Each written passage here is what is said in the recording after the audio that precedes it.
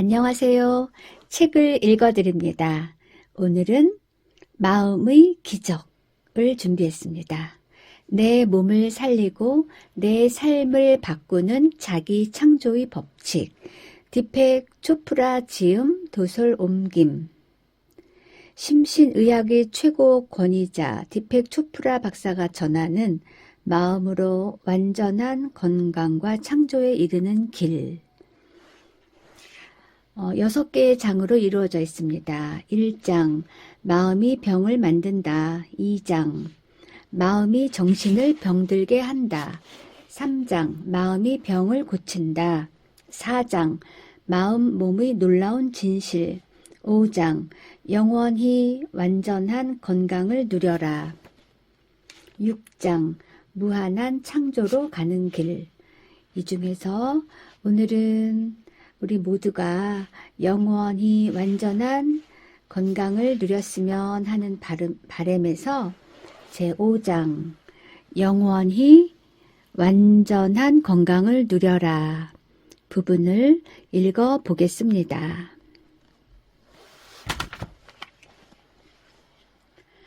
자아에 대한 깨달음에 도달하라. 당신이 관심을 기울이는 것은 당신의 의식 속에서 점차 성장한다. 부정적인 상황이나 감정에 주의를 기울인다면 그런 것들만 성장할 것이다. 당신의 의식 속에는 당신이 관심을 기울이는 모든 것이 뒤섞여 있다. 어떤 사람들은 일상의 사소한 문제들, 즉 개별적으로는 별로 중요해 보이지 않지만 합쳐지면 의식을 지치게 만드는 일들에 주의를 분산한다. 정신과 의사들은 이런 상황에 놓인 환자들을 매일 접한다. 흔히 가벼운 우울증이나 막연한 불안감을 호소하는 이런 사람들을 가리켜 정신의학에서는 때로 건강하지만 근심이 많은 사람들이라 부르기도 한다. 그러나 그들은 결코 건강하지 않다. 그들의 내면, 즉 의식은 무기력을 경험하고 있기 때문이다. 그런 사람들은 결코 위기에 맞서지 않으며 적절하게 에너지를 집중시키지도 못한다. 주의를 기울일 만한 일, 즉 중요한 목표를 발견할 때 우리는 건강한 삶에 한 걸음 다가설 수 있다. 목표는 사람들에게 어떤 계획이나 직업, 가족을 위해 살게 만들며 그때 우리의 몸은 더욱 활기차게 움직인다. 이런 종류의 의식은 에너지를 재충전해준다. 목표를 중심으로 살아가는 사람은 자신에게 주어진 과제를 해내겠다는 자세로 매일 아침 일어난다. 그러나 계획이 수포로 돌아가거나 퇴직할 나이가 되거나 혹은 가족 중의 누군가가 갑자기 사망하면 이런 사람들은 우울증이나 병에 걸리기 쉽다. 목표에 대한 과도한 집착과 집중력은 장기적으로는 그들을 위험에 빠뜨릴 수도 있다. 왜냐하면 의식을 좁은 길로만 달리게 하기 때문이다. 그러나 삶의 강물은 하나의 길로만 흐르지 않는다. 가장 높은 상태의 집중력은 오히려 목표를 초월한다. 이 상태에서는 주변 상황에 흥분하거나 일상적인 문제로 동요하지 않는다. 내면의 풍경은 평화롭고 말할 수 없이 고요하다. 활동에 기울이는 관심을 휴식에도 똑같이 기울인다. 따라서 이때의 의식은 균형을 이루고 활력이 넘치고 폭이 넓다. 우리는 이런 사람들이 보여주는 깊은 고요와 삶에 대한 통찰력을 피부로 느낄 수 있다. 이들이 우리에게 관심을 기울이면 우리 마음도 덩달아 편안해진다. 이들이 뿜어내는 평온함은 지혜와 매우 가까이 있다. 건강을 창조하는데 진정한 토대가 되는 이것은 다름 아닌 자아에 대한 깨달음이다. 자아에 대한 깨달음의 상태에 도달한 사람들 또는 그들 곁에 서 있었던 사람들은 그것이 더없이 멋진 상태라고 입을 모아 말한다. 권력과 돈의 위력은 자기 자신을 아는 데서 발휘되는 힘에 비하면 아무것도 아니다. 이 힘은 사람으로 하여금 늘 긍정적인 자세를 갖게 하는데 일부러 노력하지 않아도 삶이 그런 마음을 가져다 줄 것이다. 부정적인 생각과 싸우는 것은 부질없는 짓. 부정적인 생각을 억제하거나 부인하려 하는 것은 그것에 관심을 기울이는 또 다른 방식이다. 앞에서 말했듯이 우리가 관심을 갖는 것은 점차 성장한다. 인도의 사상가 크리슈나무르티는 부정적인 생각과 싸우는 일의 부질없음을 이렇게 표현했다.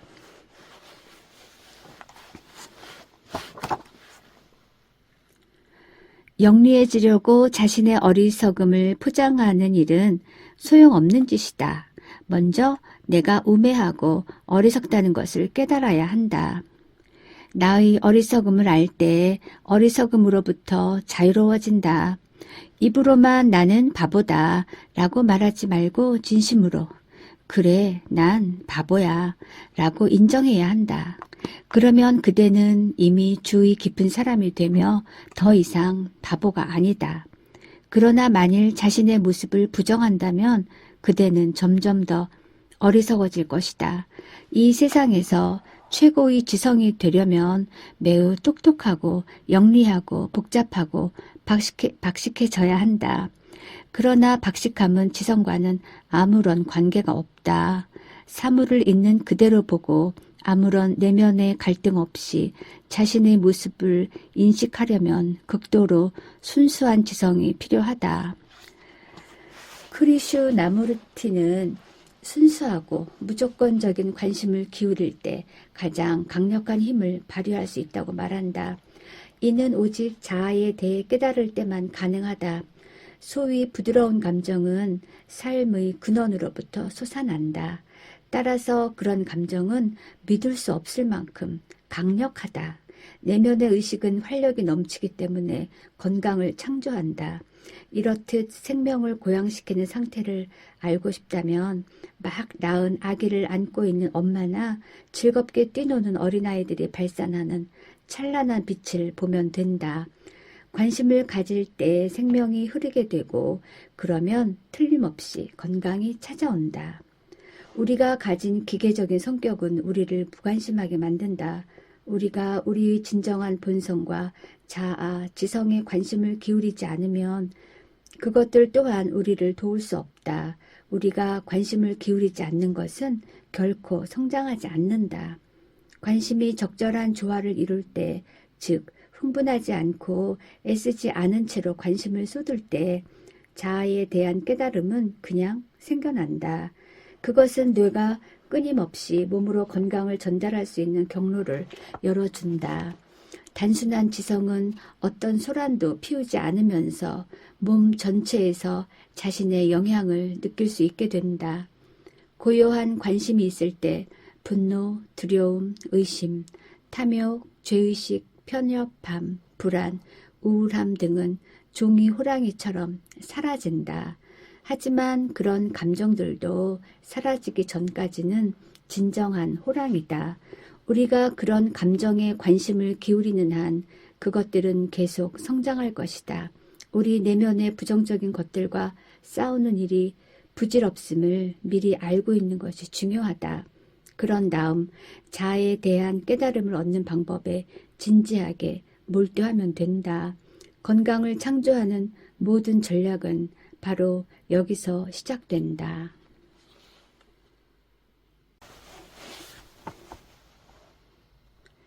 지금 이 순간을 살아라. 걱정이 사람을 늙게 한다는 말을 들어본 적이 있는가? 이 말에는 굉장한 진실이 담겨 있다. 돈 문제나 어떤 고민에 사로잡혀 하룻밤 사이에 머리가 하얗게 샌 사람들을 본 적이 있을 것이다. 우리가 걱정이라고 부르는 사고의 패턴은 정확히 무엇일까? 걱정은 긴 시간 동안 우리의 존재를 피폐하게 만드는 굉장한 능력을 갖고 있는 듯하다.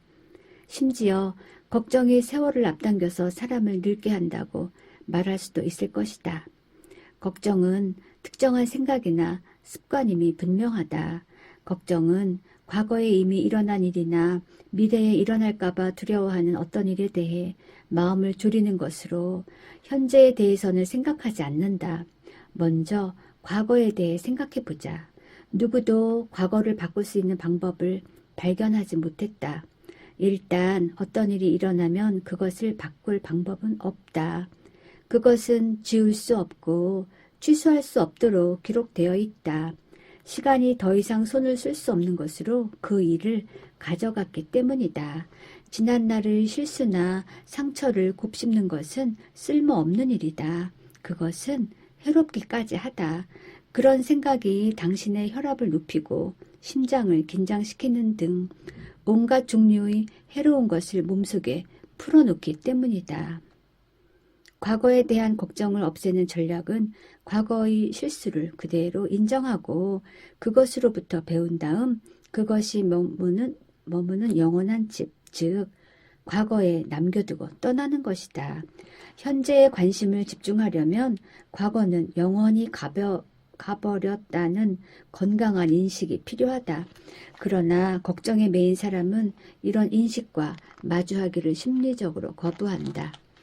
실수나 상처, 원한, 억울한 일 등이 마음에 깊은 인상을 남기고 정신 생리적 연관성을 통해 몸속으로 스며들었기 때문에 그들은 과거의 일에서 쉽게 헤어나지 못한다. 두 번째 종류의 걱정은 미래에 고정되어 있다. 아무 소용도 없는데 미래를 통제하려고 시도함으로써 다가올 고통을 피하려고 하는 것이다. 내과 의사인 내 동료는 이런 상황에 딱 들어맞는 환자에 관한 이야기를 나에게 들려주었다. 그 친구는 20년 동안 지속적으로 한 여성을 진료해왔다. 그녀는 자신이 완전히 건강한지 확인하기 위해 1년에 2번씩 그를 찾아왔다고 한다. 그에게 올 때마다 그녀는 자신이 암에 걸리지는 않았을까 노심초사하는 모습을 보였다. 어떤 증상도 나타나지 않았지만 그녀가 이런저런 불편함을 느낀다고 하소연하는 바람에 그는 단지 그녀가 암에 걸리지 않았다는 것을 확인시키기 위해 종합검사를 해야 했다. 그런 상황은 해마다 반복되었다. 그때마다 나의 동료 의사는 그녀가 암에 걸리지 않았다는 확신을 주기 위해 최선을 다했다. 하지만 그 환자는 진료실을 떠날 때마다 이렇게 묻곤 했다. 정말로 확실한가요? 그런데 최근 찾아온 그녀에게 그는 끔찍한 소식을 전해야 했다. 검사 결과 그녀가 암에 걸린 사실이 드러났기 때문이다. 그가 그녀를 똑바로 바라보면서 암이 분명하다는 진단을 내렸을 때 그녀는 승리감에 들떠서 소리쳤다. 제가 뭐라 그랬어요? 지난 20년 동안 그럴 거라고 말했잖아요. 사실 그것도 관심은 관심이다. 흔히 걱정이 많은 사람들은 걱정이 나쁜 일을 예방하게 만드는 올바른 사고방식이라고 스스로를 위로한다. 하지만 일어나기를 원치 않는 일을 생생히 상상하면 그것은 틀림없이 일어날 것이다. 바로 걱정했던 그 일이 일어날 것이다. 자신이 상상했던 것과 똑같은 일이 눈앞에 펼쳐지는 것이다. 의식은 사건을 변화시키는 방법을 알고 있다. 따라서 미래에 대해 무엇이든 상상해야 한다면 즐겁고 행복하고 긍정적인 것을 상상해야 한다. 건강한 사람들은 과거나 미래에 살고 있지 않다. 그들은 지금 이 순간에 살고 있으며 그 순간에는 어두운 그늘이 없기 때문에 현재가 영원할 것처럼 느껴진다. 걱정은 현재에 일어나지 않는다. 현재의 주의를 집중할 때 그것은 더없이 풍요롭게 성장한다. 현재가 끝없이 이어지는 것처럼 살아갈 때 시간은 더 이상 인간의 심리적인 적이 아니다. 현재의 삶이 나에게 주는 것에 감사할 때 걱정은 저 멀리 물러난다.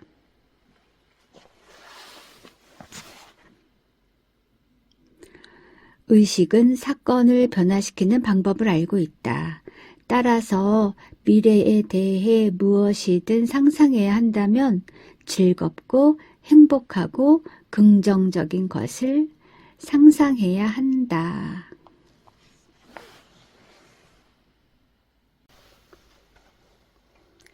날마다 성장하고 발전해야 건강하다. 다양한 의학 연구소에서 행한 수많은 연구 결과들에 따르면 자신의 직업에 만족하는 사람이 그렇지 못한 사람에 비해 훨씬 오랫동안 건강하게 산다고 한다. 우리는 일상의 3분의 1 이상을 자신이 선택한 일을 하는데 바친다. 자신이 하는 일에서 불행을 느낀다면 그런 마음은 일이 끝난 뒤까지 이어지게 마련이다. 그 결과 언제나 불행한 느낌 속에서 살면서 쉽게 병에 걸리거나 몸이 쇠약해진다. 나 역시 직업에 대한 불만으로 병에 걸린 환자들을 자주 본다. 그들은 자신이 하는 일을 싫어하는 정도가 아니라 적대감과 분노, 좌절감에 가득 차서 일을 한다. 이런 감정은 퇴근 후에까지 계속 이어지고 보통은 이를 해소한다는 명목 아래 음주와 흡연, 과식을 즐긴다. 집에 돌아와서도 그들은 일에 대한 끊임없는 걱정과 불만감으로 밤잠을 설치기 일쑤다. 그들은 초췌하고 피곤한 표정으로 찾아와서 편두통과 심장의 두근거림, 불면증, 비만, 고혈압, 불안 증상을 호소한다. 그들은 실제 나이보다 더 늙어 보이며 스스로도 그렇게 느낀다. 수년에 걸친 관찰 결과 나는 직업에 만족하지 못하는 사람은 열심히 일하고 자기 일에서 행복을 느끼는 사람보다 심각한 질병에 잘 걸린다는 사실을 발견했다. 너무 바빠서 아플 시간이 없다는 말은 어느 정도 진실이다. 따라서 게으름이 해답이 될 수는 없다. 내가 관찰한 바에 따르면 최근에 일을 그만두었거나 일을 거의 안 하는 사람들은 몸의 모든 기능에 악영향을 줄 만큼 심하게 불평을 했다. 자연 속에서 쓸모없는 것들이 쇠퇴하듯이 그들의 몸은 그런 식의 쇠퇴를 겪는다. 우주의 계획 속에서 쓸모없는 것은 곧바로 사라진다. 우리 내면에서도 똑같은 일이 일어난다. 자연에서 쓸모없는 것을 위한 공간은 없다. 자연은 날마다 성장하고 발전하는 것에만 건강을 선사한다. 진보할 때에만 생존할 수 있는 것이다. 물리요법사와 생리학자들은 불용성 위축이라 불리는 현상을 잘 알고 있다. 그것은 사용하지 않는 수족과 기관이 쇠퇴하는 현상을 말한다. 하지만 수족이 다시 이용되고 기능하기 시작하면 그 반대의 과정이 펼쳐진다. 생명이 사라졌던 부분에 다시 피가 돌기 시작하고 많은 기능이 돌아오고 육체의 그 부분이 더욱 튼튼하고 강력해진다. 활동성, 유익함, 진보 속에는 장수와 건강에 관한 중대한 비밀이 숨겨져 있다. 에머슨은 이를 다음과 같이 아름답게 표현했다. 사람은 그냥 늙지 않으며 성장을 멈출 때에야 비로소 늙기 시작한다. 나는 모든 사람들이 이러한 진실을 깨닫고 쓸모있게 되기를 바란다. 자신이 몸담은 삶이 성장하도록 노력하라. 이런 충고를 듣는 사람들은 종종 자신이 직업을 잘못 선택했다는 결론을 내린다. 그들의 생각이 옳을 수도 있지만 그들이 직업을 통해 전혀 만족을 느끼지 못하는 것은 대체로 그들의 부정적인 태도 때문이다. 모든 직업은 어느 정도 유익한 목적에 기여한다. 그렇기 때문에 언제나 자신의 직업을 진보와 성장의 기회로 삼을 수 있다. 전통적으로 사회에 이득이 될 때 그 직업은 중요하다고 여겨졌다. 직업이 존재하는 이유는 이와 같은 구체적인 요구를 만족시켜주기 때문이었다. 하지만 사회가 발전하면서 20세기의 직업은 개인의 성장을 강조하는 쪽으로 확연히 바뀌었다. 따라서 사람들은 자신의 일에 개인적으로 만족하기를 바란다. 그것은 그들이 이전 세대보다 이기적이기 때문이 아니라 일이 무엇보다 자신에게 유익해야 한다는 것을 정확히 인식하고 있기 때문이다. 자기 자신을 쓸모있는 존재라고 느끼는 사람들은 병에 걸리거나 쇠약해지지 않는다. 스스로에 대해 깊이 만족하기 때문에 그들은 집단의 일을 훌륭하게 성취할 준비가 되어 있다. 하지만 직업의 피라미드를 살펴보면 하위 직종이 창조적인 상위 직종보다 틀에 박힌 일을 더 많이 하는 게 사실이다. 나에게 질병을 호소하는 환자들은 대부분 틀에 박힌 일이 주는 따분함 때문에 고통받고 있었다. 여기서 우리가 기억해야 할 것은 상위 직종은 더욱 건강한 사람들의 몫으로 돌아가는 경향이 있으며 당연히 그들은 더 많은 것을 성취할 수 있다는 점이다. 나는 그들이 먼저 긍정적인 태도를 갖고 있었기 때문에 높은 직위로 승진할 수 있었다고 생각한다. 틀에 박힌 일이든 아니든 모든 직업은 반복과 훈련을 포함하고 있다. 내면의 자각이 결여된 사람들은 반복적인 일에서 쉽게 지루함과 피곤함을 느낀다. 그때부터 모든 증상이 나타나는 것이다. 자신의 힘을 확신하는 사람들은 틀에 박힌 일에 대해서도 창조적인 해결책을 발견한다. 그는 자신의 일이 결코 지루하거나 피곤하거나 반복적이라고 생각하지 않는다. 이런 사람들은 무엇보다도 자신이 좋아하는 일을 찾아 나서는 용기가 있다. 그들은 자신에게 행복을 주는 직업을 찾아 나설 때 재정적인 안정에는 신경 쓰지 않는다. 그리고 자신을 만족시키는 직업을 찾으면 퇴직에 대한 생각 없이 일에 매진한다. 삶에서 얻고자 하는 것을 이미 일에서 발견했기 때문이다. 그것은 바로 성장과 발전 그리고 번영이다. 지금 당장 쉬고 싶은 마음이 간절하다면 당신은 일 때문에 죽어가고 있는 것이다. 만일 하루빨리 일을 그만두고 싶다면 당신은 이미 퇴직한 거나 마찬가지다. 왜냐하면 당신이 그 일에서 전혀 행복을 느끼지 못하기 때문이다. 의사로서 나는 더 좋은 직업을 얻어주거나 이미 가진 직업을 좋아하게 함으로써 환자들을 도울 수는 없다. 단지 그들의 증상을 치료함으로써 일시적인 도움을 줄 수 있을 뿐이다. 하지만 건강하고 자발적인 자아에 대한 깨달음으로 그들을 안내할 수는 있다. 그곳에 바로 진정한 해결책이 있다.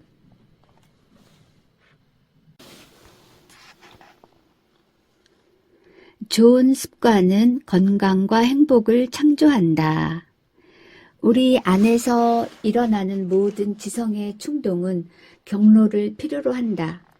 자아에 대한 진정한 이해를 말할 때 우리는 동시에 지성의 새로운 경로에 대해서도 언급해야 한다. 그렇지 않으면 자아에 대한 깨달음은 단지 한순간의 기분이 되어버릴 것이다. 지성을 위해 의식적으로 창조한 경로는 보통 습관으로 불린다. 우리는 습관을 틀에 박히고 단조로운 일상의 일부분으로 여긴다. 똑같은 칫솔, 똑같은 오렌지 주스, 똑같은 아내처럼 말이다. 하지만 모든 종류의 기술과 재능은 습관에 의지한다. 나사를 박으려고 손을 들어 올린다면 그 의도는 정해진 경로를 거쳐 육체적인 행동으로 변환되어 몫의 재능으로 발휘될 것이다. 집게손가락으로 피아노의 도 건반을 누른다면 피아노의 대가가 오래전부터 습관적으로 해왔고 지금도 하고 있는 행동을 하는 것이다. 습관의 힘은 일단 경로가 열리게 되면 멈추기가 사실상 불가능하다. 우리의 의식은 일상적인 습관을 통제할 수 있다고 자신할지도 모른다. 원하기만 한다면 체중을 줄이고 담배를 끊고 새로운 믿음을 받아들이고 또 과거에 몰랐던 것을 생각하는 것쯤은 얼마든지 가능하다고 말할 것이다. 하지만 습관의 힘은 파도와 같으며 의식은 그 위에서 불안정하게 흔들리고 있을 뿐이다. 습관은 우리가 그것을 좋게 생각하든 나쁘게 생각하든 개의치 않는다. 당신은 줄담배를 피우는 사람이 이렇게 소리치는 걸 들은 적이 있을 것이다. 정말 담배는 꼴도 보기 싫어. 또한 다이어트를 하는 여성이 난 배가 하나도 안 고픈데 그 파이를 먹어버렸어 라고 말하는 것도 들어보았을 것이다. 습관은 왜 그토록 강력한 것일까? 이를 알기 위해선 마음의 본성을 자세히 들여다봐야 한다. 습관은 몸과 마음의 협조적인 모험.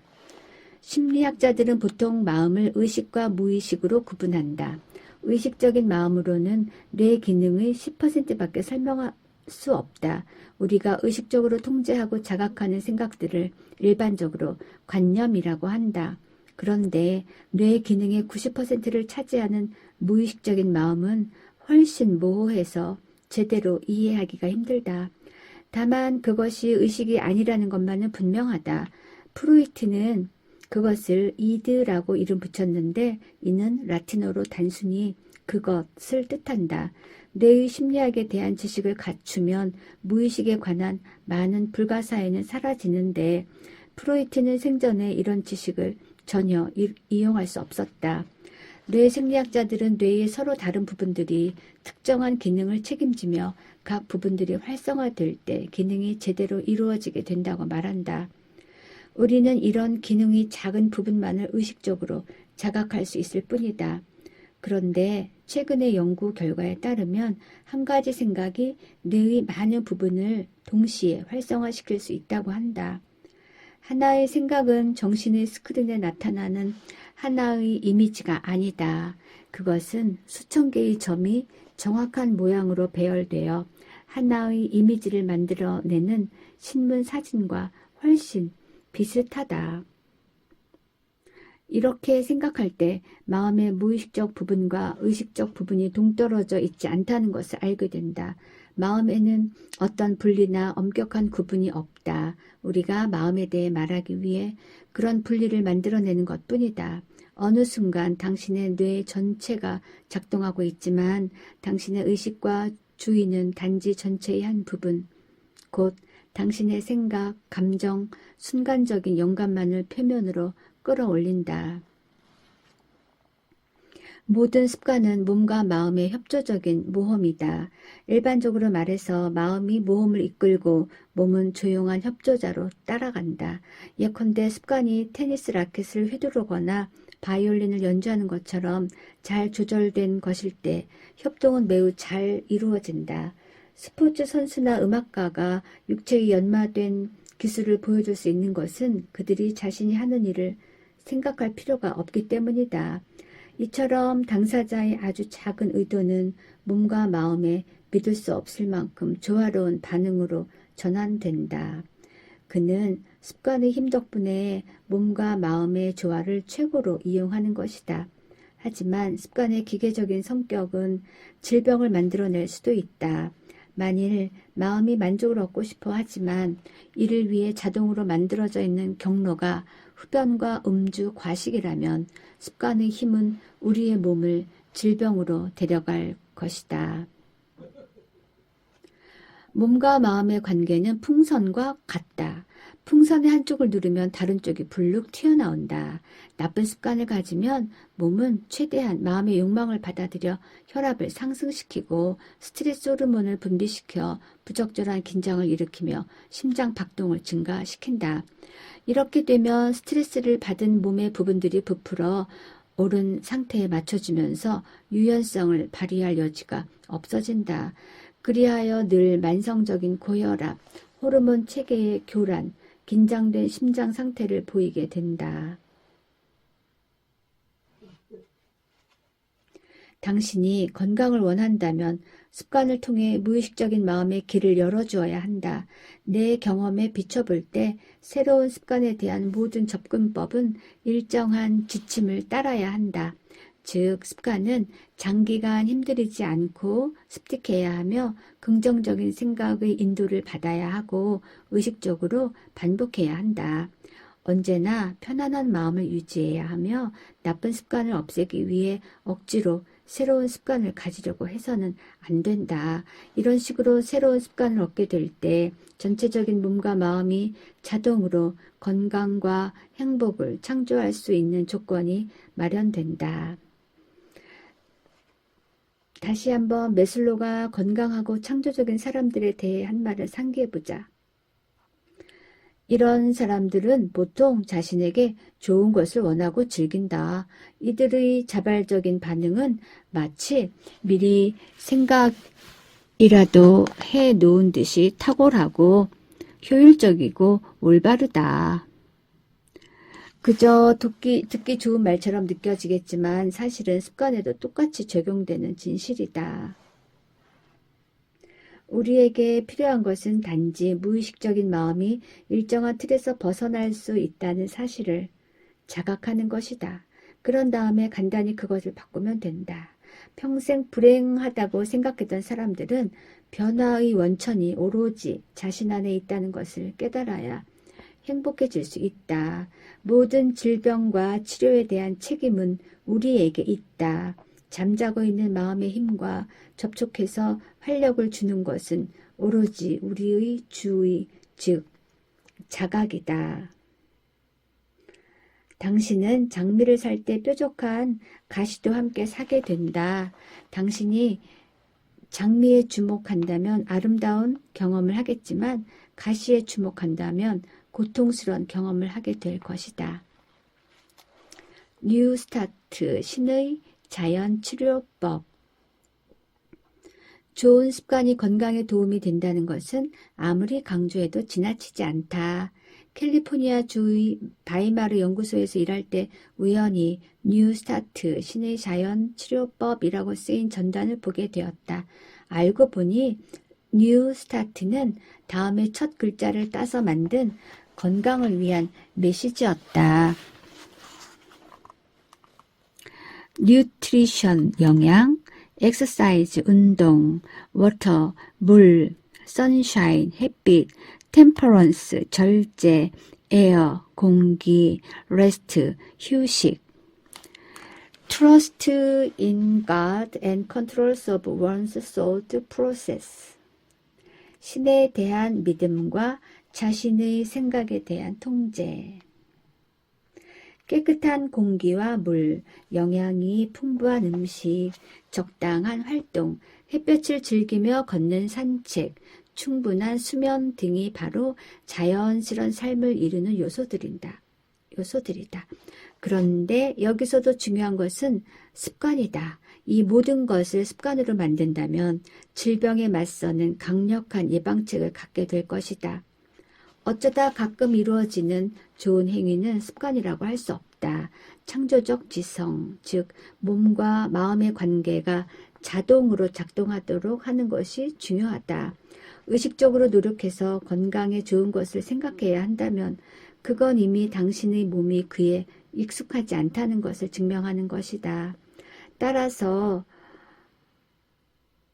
사실 이따금 하는 행위는 몸에 굉장히 해로울 수도 있다. 습관은 꾸준히 키우는 것이 중요하며 정말로 좋아하는 것이 아니라면 어떤 습관도 키우지 말아야 한다. 뉴 스타트의 목록에 있는 두 가지 습관에 대해서는 좀 더 설명이 필요하다. 하나는 절제라는 항목으로 이는 단지 어떤 일을 지나치게 하지 않는다는 뜻으로 해석되어야 한다.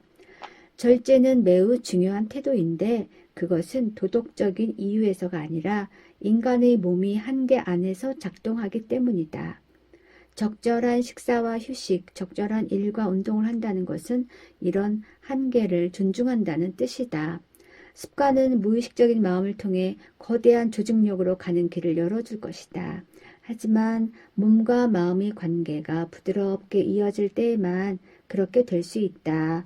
몸속에서 수십억 가지 변화가 일어날 때마다 당신은 어떤 생각을 하거나 손가락을 움직이겠지만 실제로 일어나는 일은 오직 한 가지다. 바로 지성이 흐르는 것이다. 어떤 일을 지나칠 정도로 하면 스트레스가 생기는데 이미 앞에서 그런 상태를 창조적인 지성의 흐름을 막는 것이라고 말한 바 있다. 또 하나, 신에 대한 믿음과 자신의 생각에 대한 통제는 종교적인 교리를 말하는 것이 아니다. 이 책에서는 계속해서 무한한 지성에 대한 증거를 보여주고 있다. 지성은 자연의 모든 것에 스며들어 있으면서 우리의 몸과 마음을 통해 스스로를 표현한다. 지성만 있으면 우리는 완전한 건강을 누릴 수 있다. 단순하고 막힘없는 지성의 흐름만이 무수한 생명의 과정들을 교묘히 안내하고 통제할 수 있다. 지성에 대해 우리가 가져야 하는 태도는 오직 신뢰뿐이다.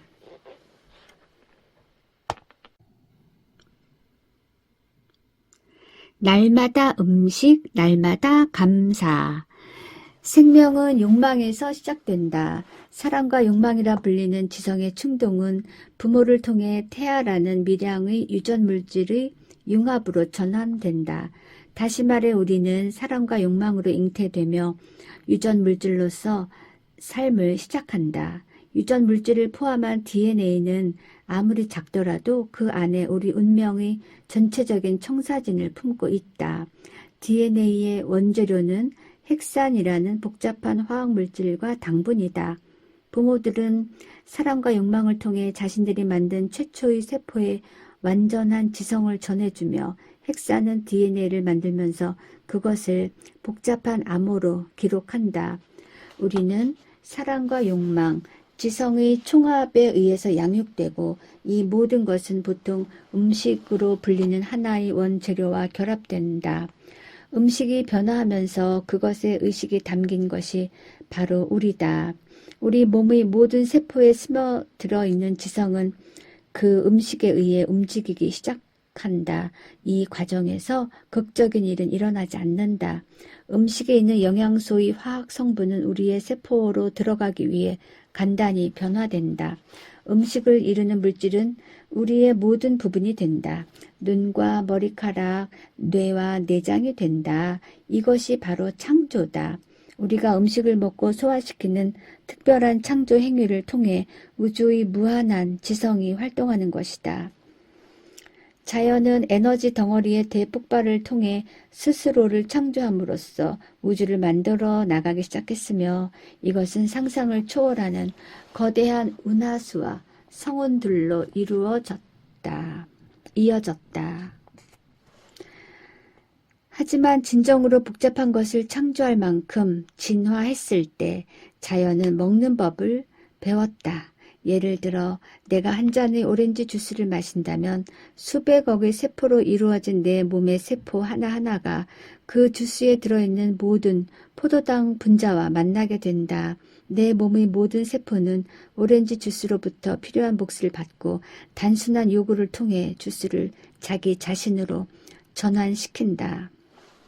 세포들이 행하는 복잡한 작용은 세상의 도서관을 가득 채울 만큼 방대하다. 만일 당신이 이런 복잡성을 자각함과 동시에 지성의 조직력이 음식을 인간 존재와 지구상의 모든 생명체로 전환시키는 단순함과 순수함, 우아함을 자각할 때 당신은 자신의 운명을 받아들일 준비가 된 것이다. 음식을 먹는 일에 충분히 존경심을 느끼지 못하는 사람들은 그것이 나타내는 조직력의 흐름을 전혀 자각하지 못한다. 분별 없이 먹고 무의식적으로 먹고 뛰면서 먹고 습관적으로 과식을 하고 전혀 먹지 않는 것은 모두 자연 법칙을 거스르는 일이다. 즉 음식이 우리 몸으로 전환하기 위해 정해진 경로를 거치는 생물학적 과정을 위반하는 것이다. 수많은 질병이 음식 및 식습관과 관련되어 있다.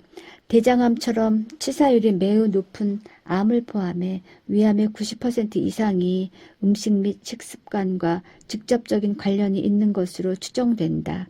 당뇨병, 저혈당증, 궤양, 관절염은 말할 것도 없고 고혈압, 콜레스테롤 증가, 서구 사회에서 유행하는 심각한 심장 질환 등은 모두 나쁜 식습관 및 음식과 관련이 있다. 우리 몸의 지성은 자신에게 좋은 것이 무엇인지 알고 있다. 일단 지성이 올바른 습관의 길로 들어서면 잘못된 음식을 먹을 위험성은 사라진다. 음식에 대한 정보는 사방에서 끊임없이 쏟아져 나오고 있다. 그중 일부는 음식을 만들어 파는 업자들의 이익을 대변하고 있으며 혹은 질병이 억제되길 바라는 의료계의 이해가 반영된 것도 있다. 그 외에도 다양한 방향에서 정보들이 제공된다. 하지만 이 모든 정보들은 당신 몸의 세포들이 자신이 원하는 정보를 뇌에게 요구하는 순간부터 아무런 쓸모가 없게 된다. 그 요구란 날마다 정해진 시간에 다양한 영양소를 적당히 먹어야 한다는 것이다. 이런 요구를 받아들여 새로운 습관을 갖는 것은 음식 전문가의 그 어떤 조언보다도 소중하다. 잠시 생각해보자.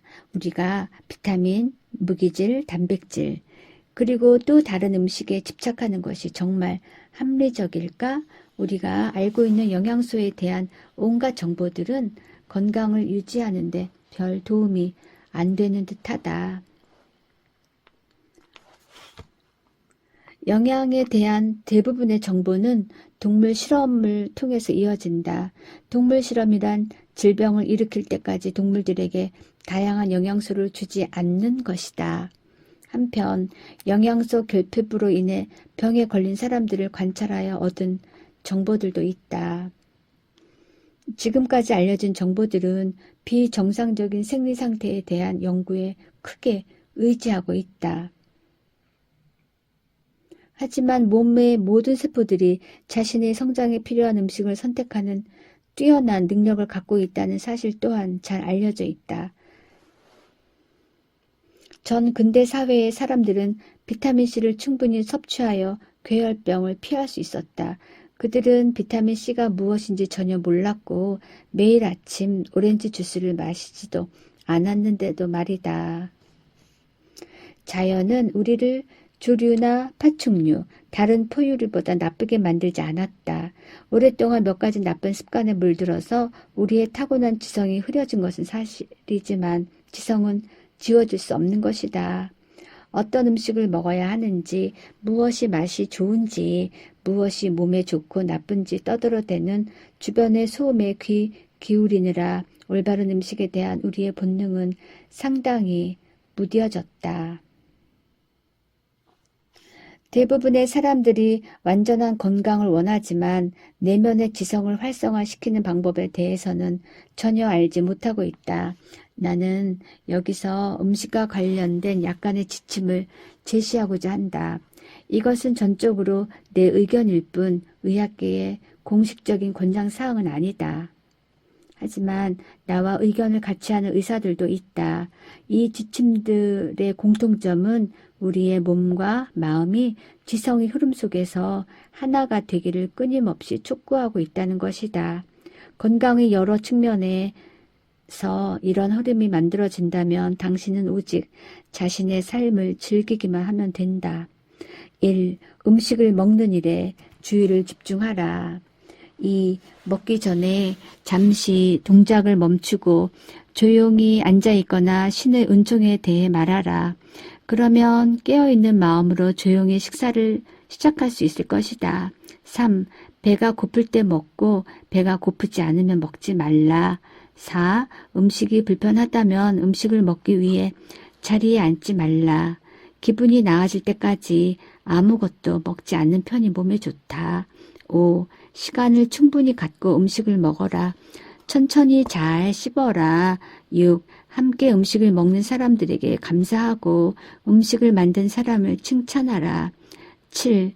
기분을 나쁘게 만드는 사람과는 함께 음식을 먹지 말고 되도록이면 좋아하는 동료나 친구, 가족들과 함께 먹어라. 충고의 일부분이 낯설게 느껴질 수도 있다. 그렇다면 우리 시대가 예외적인 것이다. 과거의 모든 문화는 이런 관습 속에서 살아왔다. 그것이 인간의 본질적인 특성이고 그 속에서 너무나 건강하고 편안한 삶을 발견했기 때문이다. 날마다 음식을 대하면서 사람들은 감사를 표했다.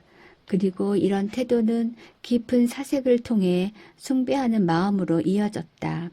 좋은 음식이 풍성하게 주어지고 감사하는 마음으로 음식을 먹을 때 인간은 기쁘게 자연과 연결되는 것이다.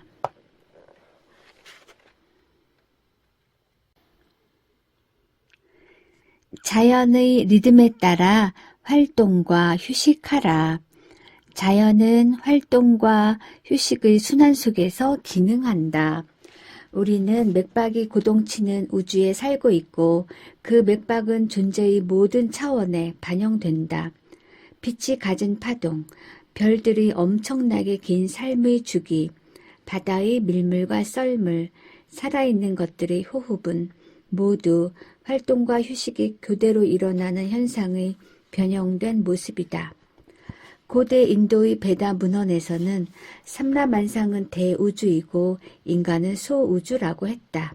소우주인 인체 내의 세포는 시간 기록자인 대우주가 만든 리듬 속에서 진동하며 몸과 마음을 조절하는 지성은 그 진동의 주기에 관심을 기울이고 그 주기를 민감하게 의식할 때 최고의 기능을 발휘한다. 현대과학은 이제라도 우주의 리듬과 생물학적 리듬이 정확하게 상호작용한다는데 동의해야 한다. 단순한 관찰만으로도 우리는 자연에 4가지 주기가 있다는 것을 알 수 있다. 1. 지구가 자신의 축을 중심으로 회전하는 것. 이것은 밤과 낮의 주기를 창조한다. 2. 지구가 태양 궤도를 도는 것. 이것은 계절의 순환을 창조한다. 3. 지구 주위를 도는 달의 움직임. 이것은 음력의 주기를 창조하며 우리는 이를 달이 차고 기우는 모습을 통해 관찰할 수 있다. 4. 1년 동안 변화하는 지구와 달, 태양의 중력. 이것은 조수의 간만을 통해 관찰할 수 있다. 지난 수백 년간 사람들은 이런 리듬과 주기를 관찰하기 위해 지구 밖을 바라보았다. 그러면서 그것을 단지 천문학적인 사실로 여겼다. 하지만 인간을 포함한 모든 살아있는 존재는 이런 리듬에 반응하도록 유전자에 생물학적으로 프로그래밍 되어 있다. 새들은 아무 때나 이동하지 않고 곰은 겨울잠을 잔다. 씨앗은 자신의 계획에 따라 싹을 틔우고 열매는 제때에 맞추어 익어간다. 이 모든 현상 속에 자연의 리듬이 있고 그들의 지성은 언제나 일정한 주기에 맞춰 움직인다. 하루와 계절의 주기는 인간 존재에게도 깊은 영향을 미친다. 도시 밖에서 사는 많은 이들도 아직도 자연의 리듬에 따라 깨어나고 잠을 자고 씨앗을 뿌리고 수확하고 일하고 쉬고 성장하고 늙어간다. 이런 리듬은 우리 내면에 있기 때문에 우리는 깊이 생각할 필요가 없다. 하지만 그 리듬을 존중하고 그것에 저항하여 몸을 긴장시키지 않는 것이 매우 중요하다. 연구를 통해 밝혀진 바에 따르면 세포의 유체와 혈장의 전해질의 균형은 달의 위상과 함께 변동한다고 한다. 또한 이 균형은 바다의 조수와 조화를 이룬다. 심장 박동 또한 변함없는 파동의 패턴을 형성한다. 다양한 뇌의 파동은 너무나 복잡해서 연구자들은 이제 막 그 움직임을 이해하기 시작했는데 선구적인 연구자인 제이 레르미트는 그것을 날개라도 달린 것처럼 순식간에 사라지는 것이라고 표현했다. 호르몬은 파도와 조수, 연동운동이라 불리는 지속적인 파동, 그리고 목구멍에서 대장에 이르는 소화기관에서 일어나는 맥박에 따라 분비된다. 이는 생물학적 리듬이 얼마나 중요한가를 드러내는 단적인 증거들이다. 한편 몸속에서 일어나는 자연 주기의 혼란은 이미 질병의 예고편으로 여겨지고 있다. 예를 들어 밤에 일하고 낮에 잠을 자는 사람의 경우 부신피질에서 분비되는 코르티솔 호르몬의 일상적인 리듬은 물론 일정한 뇌하수체 호르몬에도 변화가 생긴다. 야간 노동자들은 자신의 습관을 스케줄에 맞출 수 있지만 세포가 이에 완전히 적응하지 못하면 생물학적인 리듬이 혼란에 빠진다. 그렇게 되면 인체는 방향 감각을 상실하고 감기와 전염성 질환에 잘 걸리고 스트레스에 민감해질 것이다. 면역 체계와 호르몬이 자연의 주기에 어떻게 반응하는지 의학계가 정확히 판단하려면 어느 정도 시간이 걸릴 것이다. 하지만 주의력이 있는 사람이라면 주변의 모든 곳에서 그것을 발견할 수 있다. 우리 감정은 계절에 따라 변한다. 우리는 온몸으로 봄을 느끼고 가을에는 사색에 잠기며 성숙해진다. 우리는 봄에는 사랑을 원하고 겨울에는 내면으로 돌아간다. 다양한 질환 또한 그것이 잘 일어나는 시기가 있다. 예컨대 궤양은 9월과 1월 사이에 자주 악화되면서 출혈 증상을 보인다. 우울증 또한 겨울을 좋아하며 하루 중에서 우울증이 가장 심해지는 시간은 새벽녘이나 한밤중이다. 연구자들은 만성 우울증에 시달리는 환자들에 대한 놀랄만한 사실을 발견했다. 그들이 자살 충동을 느끼는 계절이 반드시 겨울철이라는 점이다. 다시 말해 그들은 세드 증후군, 즉 계절의 영향을 받는 질환으로 고통받고 있는 것이다. 또한 이들 환자의 피 속에서 멜라토닌의 수치가 매우 높다는 것이 발견되었다. 멜라토닌은 송과선에서 분비되는 호르몬으로 의사들은 이 수치를 낮추고 우울증을 완화시키려면 햇볕을 쬐면서 자주 산책하는 것이 좋다고 권한다. 이 분비선 덕분에 우리는 한 해의 흐름을 감지할 수 있는데 나는 이 모든 기능이 틀림없이 유전적으로 프로그래밍 되어 있을 것이라고 생각한다. 우리 모두의 내면에 존재하는 기초적인 주기는 활동과 휴식이다. 충분한 휴식을 취하는 것은 내면의 리듬을 정상화시키는 열쇠라고 할 수 있다. 육체적 질환에 대한 모든 치료에는 휴식이 포함된다. 휴식의 적은 계속적인 자극이다. 많은 사람들이 무의식적으로 자극에 중독되어 있는데 하루 종일 뇌를 흥분시키면 휴식과 활동의 흐름이 자연스럽게 작동하기가 매우 어려워진다. 피곤과 스트레스로 증상이 악화되는 환자는 물론 온갖 정신질환으로 고통받는 환자들은 늘 생각과 감정이 흥분되어 있다. 그들의 내면에는 어떤 리듬도 존재하지 않으며 오로지 흥분만이 있을 따름이다. 특히 상태가 심한 사람들은 불면증과 긴장과 스트레스로 고통받고 담배와 알코올과 마약에 빠져 있다. 그리하여 만성 우울증과 끊임없는 걱정으로 고통받는다. 우리의 유전자 속에는 우주 창조의 순간으로까지 거슬러 올라가는 활동과 휴식의 역사가 기록되어 있다. 자연의 무한한 지성은 모든 존재들과 조화를 이루면서 특정한 주기들을 지켰기 때문에 원자에서 분자, 살아있는 세포 조직, 의식적인 마음에까지 이르기까지 진화의 단계를 밟아갈 수 있었다. 건강해지려면 자연에 내재해 있는 주기와 리듬에 귀 기울여야 한다. 자명종 대신 내면의 시계에 맞추어 일어나라. 잠에서 깨어났을 때 잠자리에 들기 직전에 잠시 고요한 시간을 가져보라. 다시 말해 아침에 일어나자마자 뉴스에 귀 기울이지 말고 밤늦게 침대에 누워서 텔레비전을 보지 말라.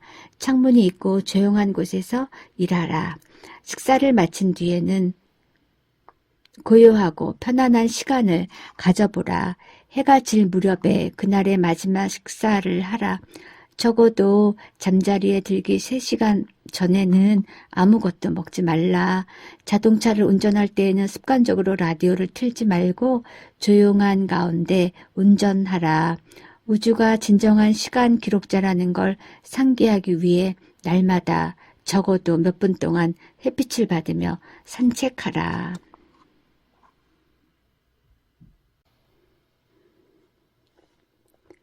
믿음에는 한계가 없다. 내가 지금 여기에 있다는 사실은 단지 시공간 속에서 일어난 우연한 일이 아니다. 한 무리의 원자가 공간을 차지한 뒤 더욱 복잡한 물질로 배열되면서 그 마지막 결과가 나라는 원형질 덩어리로 표현된 것이다. 나를 구성하는 물질은 우주의 새벽부터 존재해 왔으며 앞으로도 계속 존재할 것이다. 그 물질은 끝없이 모습을 변화시키면서 우주를 가득 채우고 있다.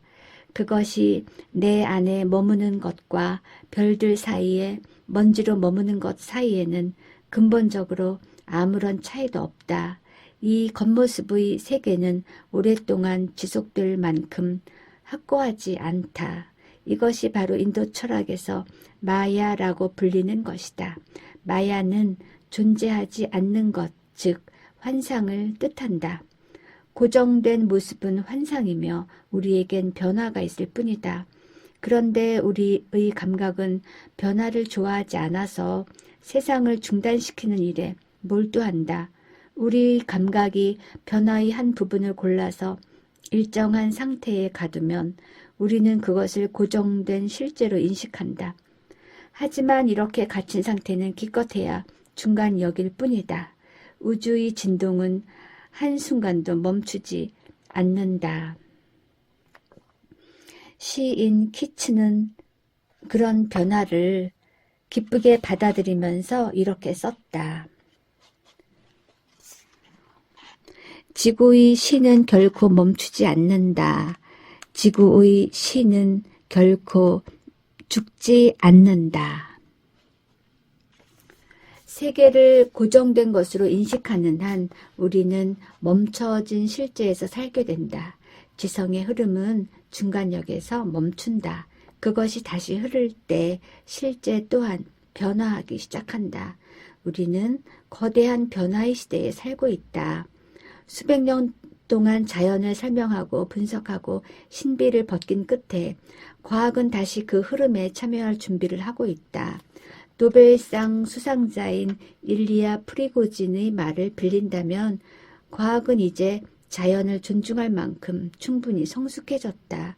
그 다음 단계는 우주와의 원초적인 관계를 발견하는 것이다. 프리고진은 그것을 자연에 다시 매혹되는 것이라고 표현했다. 매혹되는 것은 자연스러운 일이다. 나는 원형질 덩어리일지도 모르지만 지금 이 순간 나는 나 자신에 대해 놀라고 경이로운 많은 일들에 놀라지 않을 수 없다. 진정한 건강은 성장하는 것이다.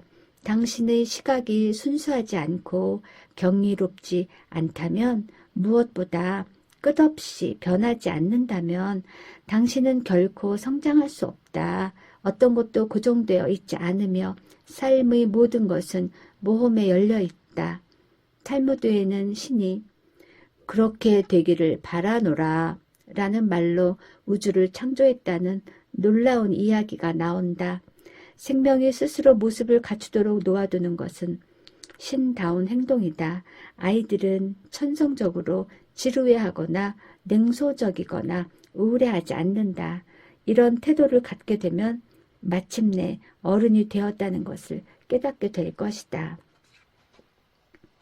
현대 심리학은 인간의 인격이 성장을 멈추는 나이를 찾아내려고 시도했다.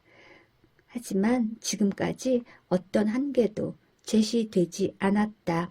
진화는 끝없는 과정이며 과학은 아직 그 종착점을 발견하지 못했다. 그럼에도 과학은 아직도 진화가 지능을 갖고 있음을 인정하지 않는다. 현대 자연이 지적인 능력을 갖고 있다는 주장은 자연 과학자들 사이에서는 단순한 믿음으로 치부된다. 과학은 믿음을 지지하지 않는다. 믿음은 객관성을 해치고 따라서 증거가 될 수 없기 때문이다. 하지만 과학혁명이 시작되면서 일부 사상가들은 우리가 자연 밖에 있지 않다고 생각하면서 자연에 대한 우리의 믿음과 자연을 분리시킬 수 없음을 깨닫기 시작했다. 믿음은 자연의 근원적인 요소다. 우리 모두는 무언가를 믿고 있다. 우리의 믿음은 우리가 받아들이는 가치와 실제한다고 여기는 것들로 구성되어 있다. 믿음의 체계는 실제로 작동하지만 처음에는 그저 믿음에 불과할 뿐이다. 어떤 결과를 얻으려면 몸이 믿음을 따라야 한다. 한 실험에서 의사는 환자에게 이 알약을 먹으면 고통이 씻은 듯이 사라질 거라고 말해 주었다. 그리고 약을 주기 전에 마취 효과가 일어나지 못하게 하는 주사약을 투여하여 플라시보 효과가 작용하지 못하게 했다. 그럼에도 불구하고 환자의 통증은 완화되었다. 환자의 굳은 믿음이 내면의 진통제를 만들어낸 것이다. 믿음은 약에만 한정되지 않는다. 모든 사물과 사람에 대한 믿음이 있을 수 있으며 이런 믿음은 온갖 종류의 생물학적 반응에 영향을 미칠 수 있다. 믿음으로 치료하려면 먼저 환자 자신이 치료될 것이라고 굳게 믿어야 한다. 치료사 역시 그것에 대해 의심하지 말아야 한다. 자발적인 회복이 일어나려면 환자가 자기 자신을 믿어야 한다. 모든 사람은 설령 신앙이 없는 사람이라 하더라도 일정한 믿음의 체계 없이는 존재할 수 없다. 전통적이고 과학적인 방법으로 훈련받은 과학자들은 우주의 무한한 지성을 전혀 믿지 않는다고 말할 것이다. 하지만 실험이 반복될수록 그들은 거기에 질서가 있다고 믿게 된다. 누구나 인정할 수 있는 질서, 곧 올바른 방식으로 실험을 되풀이하면 똑같은 결과가 나오는 질서를 그들은 믿고 있다. 이런 믿음이 없다면 과학 자체가 성립될 수 없다. 높은 차원의 믿음에 이르려면 지적인 차원에서 지성의 본성을 인정하고 이해해야 한다. 이것은 합리적인 사고를 통한 믿음이다. 믿음의 가장 높은 차원에 이르는 길은 마음이 경험을 통해 자신의 지성과 접촉하는 것이다. 마음은 자연의 지성을 믿기 위해 더 이상 합리적인 근거가 필요하지 않다. 내면에서 그 지성을 완전히 느끼고 있기 때문이다. 이렇게 믿음의 최고 상태에 도달하면 인간의 깊은 곳에서 스스로의 능력을 존중하는 마음이 일어난다. 전해지는 격언 중에 이런 것이 있다. 어떤 것을 선언하라. 그러면 그것이 너희 안에 확고히 자리 잡을 것이다. 그리고 너희가 가는 길에 빛이 비칠 것이다. 성경 또한 이렇게 말한다. 구하라 그러면 너희에게 주실 것이요. 찾으라 그러면 찾을 것이요. 문을 두드리라 그러면 열릴 것이다. 이 말을 진심으로 믿는 사람에게는 실패와 고통, 질병과 불행이 있을 수 없다. 이런 사람들은 오로지 힘과 평화, 활력과 전체성을 경험할 뿐이다. 믿음이 성취할 수 있는 것에는 한계가 없다. 실제의 새로운 측면을 창조하는 지성의 능력이 한계를 모르기 때문이다. 이제 우리는 삼라만상은 대우주이고 인간은 소우주라는 베다의 구절에 점점 가까이 다가가고 있다. 우리 내면의 삶과 외부의 실제 사이에 벌어진 틈이 하나로 이어질 때 자연은 다시 한번 인간을 매혹시킨다. 나폴레온 힐은 보편적인 지성에 대한 믿음을 이렇게 표현했다. 그것은 현대과학의 모든 규칙에 공개적으로 저항하면서 모든 방법이 이룰 수 없었던 건강을 회복시킨다. 또한 그것은 그 원인이 무엇이든지 모든 슬픔과 실망의 상처를 치유한다. 믿음은 자아에 대한 깨달음을 얻기 위한 필수적인 요소다. 믿음은 자아에 대한 깨달음을 얻기 위한 필수적인 요소다.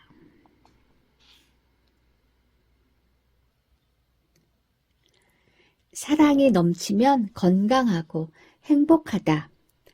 진화의 메커니즘은 사랑의 메커니즘이다. 우리는 모두 사랑과 욕망을 담은 하나의 생각이 미세한 유전자적 물질로 결합되면서 잉태되었다. 세상에 태어나선 사랑이 우리를 양육했고 우리는 처음부터 어머니의 사랑과 가까이 연결되어 있어서 따로 떨어져 있다는 의식이 없었다. 사랑의 힘이 생명을 잉태하고 양육하고 그것에 정체성을 줄 수 있다면 사랑은 틀림없이 우리 안에 있는 지성의 한 부분일 것이다. 자아에 대한 깨달음은 사랑과 함께 자신의 지성을 끊임없이 사용하는 마음이다. 우리는 때로 순수한 사랑을 경험할 수 있다. 나이와 장소에 상관없이 이와 같은 경험에 대한 기록은 하나같이 비슷하다. 이와 같은 사랑에 대해 묘사한 것을 보면 사랑은 언제나 원초적인 추진력이 있으며 역동적이고 모든 곳으로 퍼져나가는 힘이 있고 전체와 분리될 수 없다. 이처럼 순수한 사랑을 지속적으로 경험하는 소수의 사람들이 인류를 이끌고 있다. 우리의 세포 속에도 똑같은 안내자가 있다. 그것과 상의하지 않고는 의식을 가진 생명체나 지성의 충동이란 있을 수 없다. 사랑이 지성을 안내하는 것이다. 그것은 우리가 진화의 흐름 속에 있는 한 떨어져 나갈 수 없는 끈이다. 이 끈은 우리의 자아로부터 우리의 생각의 입구를 지나서 우주의 현관까지 이어진다. 모든 사람들은 자신만의 독특한 특징을 보여주는 DNA로부터 사랑의 일부분을 가져온다. 좀 더 세심한 주의를 기울인다면 사랑이 진화를 부드럽게 이끌어간다는 것을 느낄 수 있다. 진화는 오직 앞으로 나아가기를 원하기 때문에 삶 역시 앞으로 나아가게 만든다. 이런 의미에서 진화는 무자비한 힘이라기보다는 순수한 욕망의 연속이다. 사랑은 너무나 순수하고 직접적이다. 사랑은 바라보는 것만으로도 기쁘며 가장 순수한 사랑 속에서 기쁨을 느끼는 것보다 중요한 일은 없다. 누군가에 대한 순수한 자각이 강력한 힘으로 그를 변화시키는 이유가 거기에 있다. 그것이 바로 사랑이다. 사랑만이 자연의 모든 것을 하나로 만든다는 것을 자각할 때 창조적인 삶이 펼쳐진다. 이것은 모든 절정의 경험에서 느끼게 되는 깨달음이다. 사랑에 접촉하는 순간 삶의 원재료는 하나의 목적을 갖게 된다. 사랑이라는 창조적인 힘을 통해서 사람들은 기쁨과 불멸성을 추구하게 되는 것이다. 사랑의 가장 강력한 신념은 하나됨이다. 한순간에 이해하기는 힘들겠지만 그것은 일상적인 삶에서도 존재한다. 모든 사람은 자신의 집과 아이들과 정원을 사랑한다. 결국 이 감정이 무한대로 확장되어 나는 이 우주를 사랑한다. 이 우주는 내 것이다. 라는 생각에까지 이르게 된다.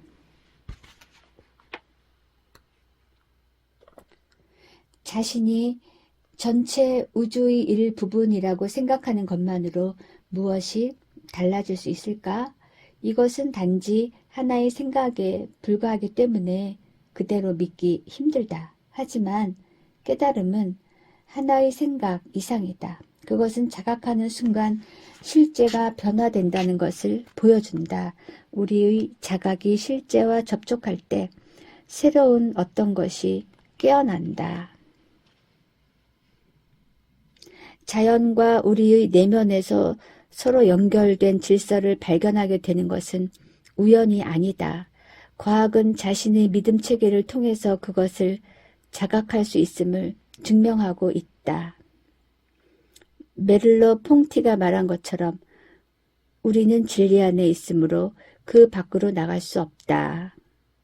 실제로 나의 우주를 믿는 사람들은 그것을 사랑에 의해 인도되는 순수한 지성의 우주로 볼 수 있을 것이다. 이것은 모두 멋지고 영감을 주는 생각들이다. 우리는 이것을 모든 종교의 모든 성인의 말에서 발견할 수 있다. 우리는 그 말에 동의하고 그것을 진지하게 생각하고 문자 그대로 받아들일 수 있다. 하지만 그것을 자신의 삶에 실제로 적용시켜 변화를 이끌어낼 수 있을까? 사랑은 점점 성장할 수 있다. 우리는 자각할 때마다 사랑을 이해할 수 있었지만 완전히 이용할 수는 없었다. 사랑을 이용하는 것은 치료하는 것이다. 사랑이 전혀 힘들이지 않고 자아의 깊은 곳으로부터 흘러나올 때 그것은 건강을 창조한다. 어릴 적 엄마의 따뜻한 보살핌을 받지 못한 아이들은 사랑과 자비심을 통해서만 치유될 수 있다. 새롭게 사랑과 접촉할 때에만 아이들의 몸은 불안한 긴장 상태와 감정적으로 굶주렸던 세월에서 벗어날 수 있다. 그런 의미에서 사랑은 매우 실용적이다. 우리가 의식 속에서 사랑을 느끼는 순간 그것은 쓸모가 있게 된다. 사랑이 넘치고 자비로운 사람들, 즉 사랑과 함께 지성을 사용하는 이들은 일반적으로 가장 건강하고 행복한 사람들이다. 그들은 자신들의 사랑이 궁극적으로는 이기적이라고 말할 것이다. 사랑이 날마다 그들을 회복시키고 새롭게 해주기 때문이다. 생명이 충만한 상태, 그것이 바로 사랑이고 자각이 충만할 때 그것은 사랑을 가져다 준다. 모든 지성의 충동은 다름 아닌 사랑이라는 생명의 원천에서 출발한다.